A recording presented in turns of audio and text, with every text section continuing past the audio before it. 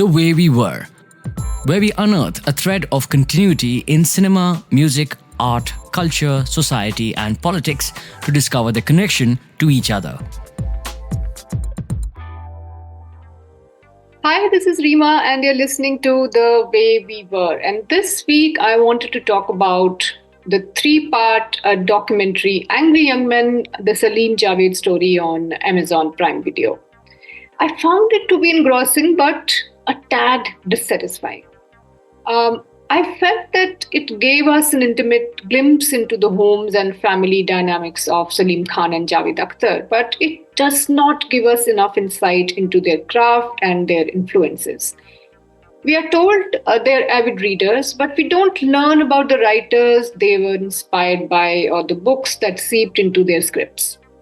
If you remember Kala Patthar, Yash Chopra's film, there is a sea storm sequence in it, for instance, which was inspired by Joseph Conrad's Lord Jim, the book which everybody knows about. And then there was a scene in Trishul where Sanjeev Kumar is being brainwashed by his mother to betray the woman he loves. And that was straight out of the Fountainhead, And the two writers are also not asked during the course of the documentary about the writers who paved the way for them, like Wajahat Mirza, who wrote films like Ganga Jamuna, Mother India, and Mughal-e-Azam. And if you think about it, Diwar and Shakti borrowed the premise of Mother India and Ganga Jamuna. And the duo also borrowed little bits from the cinema that they possibly loved growing up. So they turned Ram or Shyam into a feminist entertainer in the 70s, which we know as Sita or Geeta. Sholay was heavily inspired by Mera Gaon, Mera Desh. And in the same film, they paid a homage to Dilip Kumar by recreating a scene from Gopi, where Farida Jalal pretends to be the voice of Bajrang Bali. Even Basanti's Dhanno in Sholay was named after Vaijayanti Mala's character in Ganga Jamuna. The documentary adds very little to what we already know about Sholay. Janjeer and Diwar, or is it Zanjeer? Yes, it is Zanjeer and Diwar. It adds very little to what we already know, though it has some deeply moving bits about how the two writers struggled to survive, to earn respect and etch their names in the history of Indian cinema. But I feel it would have been so much more satisfying to see them in the same frame and hear them talking about the process behind their writing, and especially their best known and least known works. No time is spent, for instance, on their solo works post their split, like Salim's 1986 film Naam or Javed's Sagar, Mashal and Arjun. Arjun in particular reinvented the angry young man in the 80s, but nothing is said about that one. And among their shared screenplays, nobody says anything about Kala Patthar either, which was one of their most complex screenplays. It gave us a coal miner on a mission, an idealistic engineer, a spunky scribe, possibly one of the earliest depictions of a woman journalist played by Parveen Babi, a village doctor, a dream seller played by Neetu Singh, and a troublemaker played by Shatrughan Sinha against the backdrop of poverty, corporate greed, and an overarching message of humanism. And its dialogues crackled like nobody's business. Not to forget the small touches, that new filmmakers borrow these days, like Tadbir se bigdi hui takdeer bana le, playing in the background as a few coal miners play cards. And one of my favorite films of Salim Javed is Shakti, which had a historic star cast and some of the best dialogues we have heard in popular Hindi cinema. But that film is also largely ignored in the documentary. The point is that Salim Javed did not just write screenplays. They gave us the language to articulate our fears, our hopes, our joy. And they showed us who we were and who we could be. And they were storytellers who emerged at a time when the nation was just beginning to discover its fault lines. Their films reminded us of our best impulses as a nation, our humanity, our humor, our faith in goodness and in truth. They told us that our courage to stand up for each other would redeem us and save us in the end, no matter how bad things got. Angry Young Man, or rather, Angry Young Men, yeah, it's a plural, is star studded, it's a bit starry eyed, and it shows us who Salim Javed are as human beings, but it just falls short of showing who they were as writers and how they crafted the language the way it had never been used before. A language we still look back upon or, hark back to when we run out of words. However, we shouldn't think that they were the only definitive voices of Hindi cinema. Let's please not forget other writers who came before them, who not only enriched Hindi cinema but also gave us a nuanced vocabulary that influenced, us and helped us to speak about love, injustice, and human values in a very articulate way. One of such writers was Rajinder Singh Bedi, and he was also one of the leading lights of progressive Urdu poetry and narrator of the tragedy of partition, of the violence that was unleashed against women during that time. He was also a very intuitive observer of human nature, and his cinematic dialogues opened windows into aspects that Hindi cinema had not explored before him.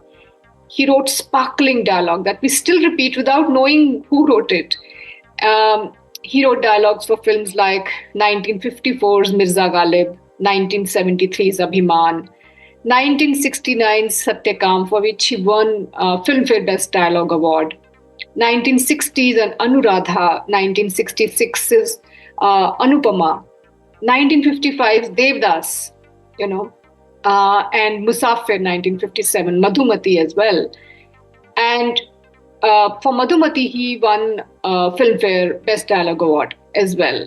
And so many more films he wrote. And 2 years after he passed away, one of his original works, Ek Chadar Maili Si, was also turned into a film. As a director also, he was quite successful, and he wrote and directed the psychological drama Phagun, which was released in 1973, which explored for the first time in Hindi cinema the mother and daughter relationship in a very realistic way. He also wrote and directed 1970s film Dastak, which portrayed toxic masculinity much before the term was coined and showed how it could affect marital relationships. I think Rajinder Singh Bedi's understanding of life and politics came from the fact that he had lived through partition and he had seen post-independence India grappling with very complex social and economic issues.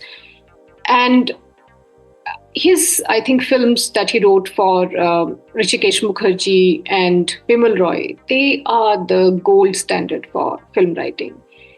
And what his work represents is both realism and idealism, and that's why his stories still remind us of our potential as human beings who can fail but can still find their way out of darkness.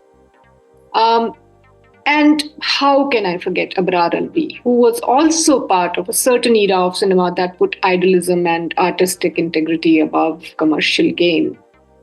Bia Chopra, if you remember, collaborated again and again with Akhtar Mirza, who was the father of director Saeed Akhtar Mirza, and just as Raj Kapoor worked with Khwaja Ahmed Abbas.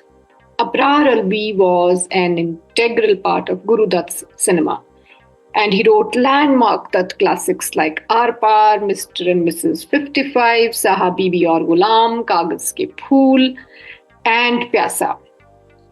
His best work, I feel, was marked with personal and socio-political conflicts India was experiencing at that time. And his stories were about Indians from all walks of life.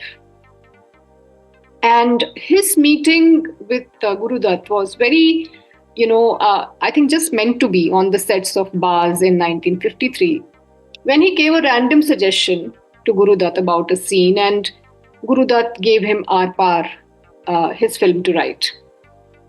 And from then on, they shared perfect synergy. And Guru Dutt even asked him to direct Sahabi Byor Gulam. And even though there is still a lot of controversy about who really directed it, everybody who was involved with the film said that it was Abrar Alvi. And the film won national and filmfare awards. It was also screened at the Berlin Film Festival in June 1963. And it was India's official entry to the Oscars. But Guru Dutt, passed away shortly afterwards, and Alvi never directed another film. Though he continued to write hits like Professor and Sangharsh, and also wrote H.S.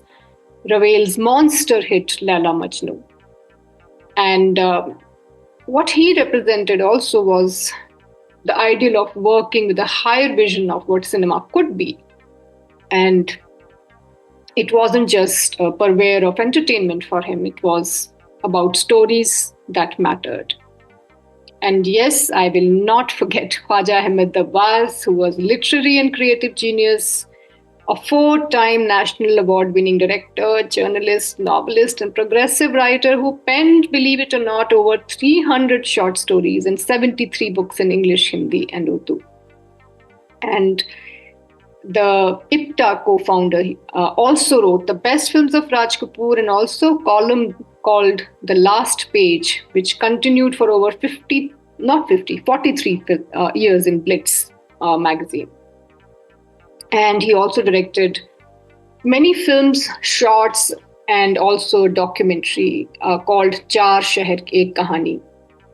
He was also extremely socially aware because he was born in the family of thinkers and poets. And his grandfather, Khwaja Ghulam Abbas, was in fact one of the leaders of the 1857 Sepoy Mutiny. And he was the first martyr of Panipat to be blown from the mouth of a cannon. And his father was a scholar, and Abbas himself graduated in English literature and studied law at Aligarh Muslim University. And he also directed a film called Sheher Aur Sapna, which was about the struggle to find a home in an very, overcrowded city. And the last scene of the film where the heroine is delivering a child, even